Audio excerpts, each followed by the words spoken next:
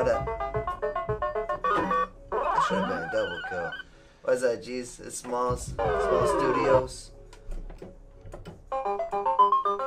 We kicking it.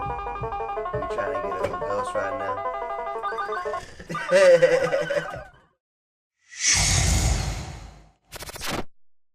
I used to be in a reggae band back in the day.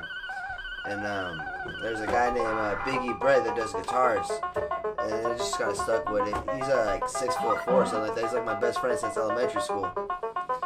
It's kind of like a name kind of growing up. Then kind of ran with it. We got a movie scene for That Damn Crew called Green Miles, and there's a scene with Biggie and I standing together. And like he's like 6 foot something, I'm like 5'4". I don't even go to his shoulders.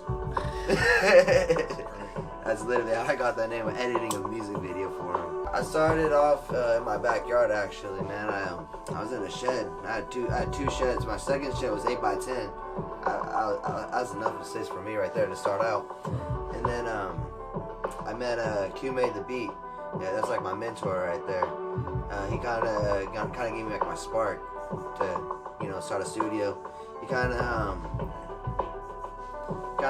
made me realize that it's possible to work fast and efficient, and inspired me to turn my dreams and go chase it. So I give all my respect to Q Made the Beat, but I posted the other day. I know how to work, period, and shit like that. Q just helped inspire me back in the day. I've been doing this shit since 2015. That's why I made SmalzStudios, but I've been engineering since 2010. OMB, Manny, Sally Rue, The Gallon, San Quinn. I also do music videos. We've done music videos for like E40. I've done the Candy remix. I helped do all like the live scenes, and we did like all the live scenes. Everything I mixed and mastered at the studio. I had like a little boom pool and shit. Then I was working with E40, P-Lo, and Young Dolph, Filthy Rich. But yeah. Okay. We have I haven't personally worked with Mozzie though, but I have like a couple Mozzie like verses I mixed down for him and shit like that too.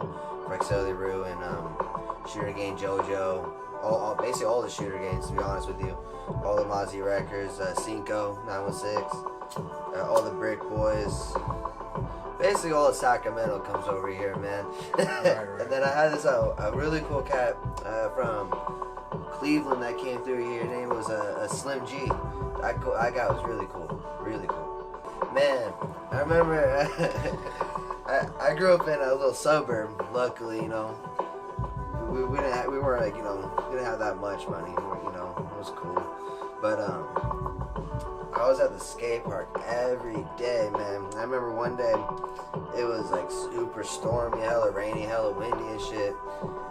And we used to get like garbage bags and like pull them up like kites and just let the wind just like push us and shit on our skateboards and shit all the time. That shit was hella fun. But I was always active as a kid. Always did sports like wrestling, football, all that bullshit. But skateboarding was where it was really at for me. I don't know how I even got inspired. I'm trying to think real quick. Hold on. What's a cool memory as a kid? I don't got none, fool. I had to work as a kid, bro. You don't understand, bro. Fuck that shit. Speak on that then. Fuck it. Like, damn. Growing up, I lived with a family that like owns like different businesses. Like, both my parents are entrepreneurs too. So growing up, like in my kitchen was an office. It was like part kitchen, part office. You had 2 desks right there and everything like that. So like when you came home, either dad was at work 24/7, mom was doing the books at home, and then like kind of be quiet, do your own thing. And then we had a shed in the backyard, and one day I just asked to flip that to a music studio, and they said it was all good. And then I have a cool story actually recording. There's this one girl named Claire Ray, and back in the day I was too embarrassed for her to come in my shed studio because all the foam was from like couches from like the streets. I used to take like a knife and just staple them to the walls and shit, put posters over them so it looked cool and shit. But I had this girl come over to do vocals, and I ended up moving my whole studio into my bedroom, and I ran cables to the bathroom. And my mom came home, and she was like, "Why the fuck is there cables over my house?" And she opened the bathroom door and realized there was a girl singing vocals in there. She came yelling at me. She's like, "What the fuck you doing?" I was trying to get the best sound. I'm 25. I started music, when I was like 16. Right when I got my license. So I did I was in percussion in a band called Easy Dub. I had my driver's license so I could have my gym bag in the back of the car, shit like that. I remember that shit. So many. I guess as of right now, my top influence first would have to be like Machine Gun Kelly, DMX, T.I., Nas. A lot of UK rappers actually. I like to listen to jazz hip hop. And that comes a lot from the European side. But I like old school hip hop too. KRS-One, J Dilla, everyone like that. Those are the people I like to put on repeat. Yeah, I produce here and there. I like to say I'm on retirement on beats, but producing when you're engineering, basically, giving the artist creative way to, get the final image, you know what I mean? But my biggest influences on production is hands down Scott Storch. Kind of funny, but Scott Storch, he's a huge influence. If you do anything in hip hop, if you don't say Dr. Dre, man, like, come on, Dr. Dre did like everything. And I was born in '93, so growing up, it was more like Eminem and everything that Dre was basically producing, NWA, Eazy-E, anything like that. So basically came from one guy, two guys, Scott Storch, Dr. Dre, basically.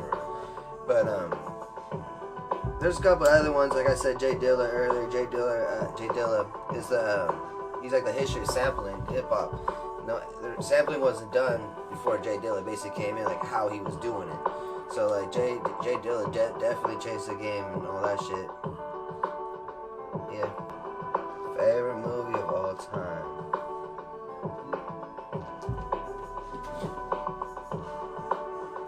Man, my favorite movie just depends on what mood I'm in. I can either go some anime, some watching some Dragon Ball Z. If you come to my studio, probably 5 out of 10 times.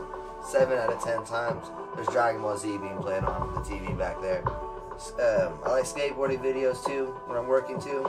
But when I'm just trying to go home and just relax, I ain't gonna lie, I'm gonna put a Disney movie on. I like Pixar shit. Incredibles 2.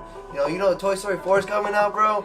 Fuck yeah, bro. Toy Story 4 is about to come out, man. That shit gonna be lit. I'm gonna get high as fuck and go see that shit. You see Incredibles 2?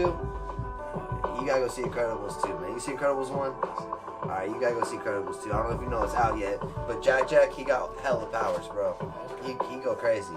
I like superhero movies. I like the like Star Wars, anything with creativity that wants to like spark something. I like Netflix TV shows. Don't get me wrong. You seen that Lost in Space show? Bro, you gotta go see Lost in Space. I just watched that one. Just binge watch that one. If you need something to watch for 10 hours, Lost in Space, they got 10 episodes, each an hour long. You seen that, what's it called? What's that other one? Strange Things? Man, that series go crazy.